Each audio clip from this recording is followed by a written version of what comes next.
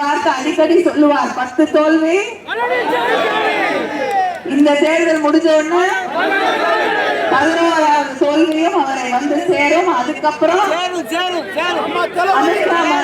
வச்சா ஏதாவது மாநிலத்துக்கு கவர்னரா வேணா அனுப்பலாம். அதை சொன்னாலும் வருத்தப்படுறாரு. நாங்களும் அதையேதான் சொல்றோம், கவர்னர் பதவிங்கிறத வேண்டாம். நாட்டுக்கு தாடி எப்படி வீணான ஒண்ணும் அதே போலதான் நாட்டுக்கு கவர்னர் பதவி தான் திரும்ப திரும்ப சொல்லிக்கிட்டு இருக்கோம். ஆனா அந்த கவர்னர் பதவியை எடுங்கன்னாலும் எடுக்க மாட்டேங்கிறாங்க. இவரை போன்றவர்களையாவது அதுக்கு அனுப்பி வைப்பாங்க. ஏனென்றால் பிஜேபியோட கூட்டணி வச்ச கட்சி என்ன ஆகும் நம்ம பார்த்திருக்கோம். பீகார்ல பலமுறை முதலமைச்சராக இருந்த நிதிஷ்குமார் அவர்கள் இன்று மாநிலங்களவையில ஒரு உறுப்பினராக மாற்றப்பட்டிருக்கிறார். இப்படி யாரையெல்லாம் தன் கூட்டணியிலே கொஞ்சம் கொடியெல்லாம் கொஞ்சம் இறக்கிட்டீங்கன்னா நானும் உங்களை பார்க்க முடியும், என்ன பார்க்க முடியும். லட்சம் ரூபாய் வரை மானியத்துடனான கடனை சொந்தமா தொழில் தொடங்குறதுக்கு தர இருக்கிறார்கள்.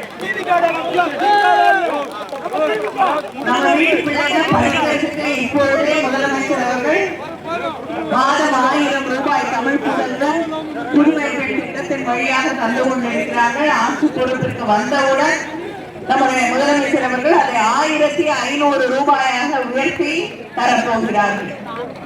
அது மட்டும் இல்லாமல் படித்து முடிச்சுட்டு நம்ம வீட்டு பிள்ளைக வேலைக்கு தேடிக்கொண்டிருக்கக்கூடிய அந்த நேரத்தில் அவங்களுக்கு நல்ல வேலை கிடைப்பதற்கான பயிற்சிகள் வழங்கப்படும். அந்த பயிற்சி வழங்கக்கூடிய அந்த 6 மாசத்துக்கு அவங்களுக்கு வேலை தேடுறதுக்கு இன்டர்வியூக்கு போகணும்னா அவங்களுக்கு மாசம் 1500 ரூபாய் 6 மாதங்களுக்கு ஒவ்வொரு மாதமும் வழங்கப்படும்.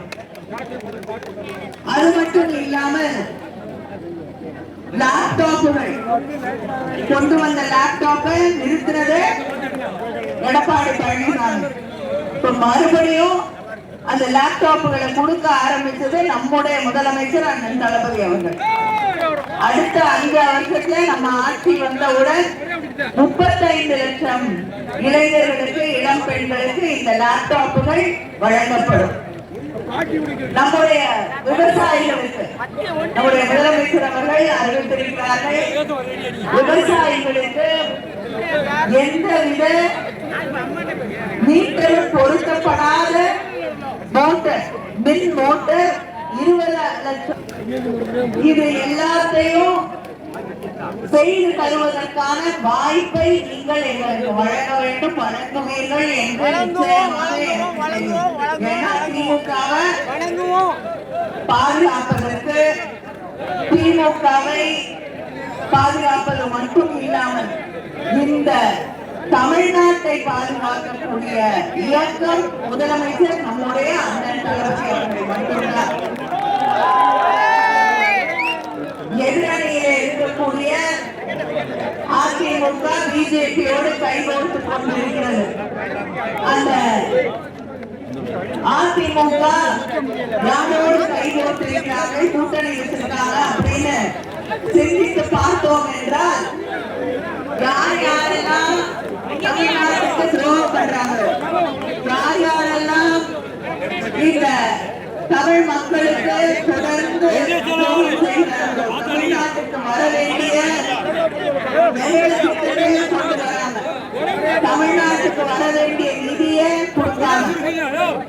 தமிழ்நாட்டுல மழை வெள்ளம் என்று பாதிப்பு வந்தா கூட நிவாரணத்தை கூட தமிழ்நாட்டு மக்களுக்கு தராத பிஜேபியோட 3600 கோடிக்கு மேல தமிழ்நாட்டு பிள்ளைகளுக்கு வர வேண்டிய கல்விக்கான உரிமை தொகை அதை கொடுக்காமல் தடுத்து வைத்திருக்கக்கூடிய ஒன்றிய பிஜேபியோடு தான் எடப்பாடி பழனிசாமி அவர்கள் கூட்டணி வைத்திருக்கிறார். எடப்பாடி பழனிசாமி ஒரு தேர்தலுக்கு முன்னாடி, நாடாளுமன்ற தேர்தலுக்கு முன்னாடி கூட்டணி வச்சிருந்தார் பிஜேபியோட.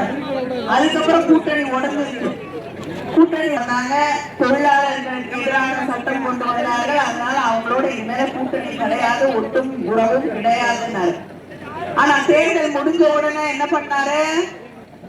இப்பொழுது இந்த தேர்தல்ல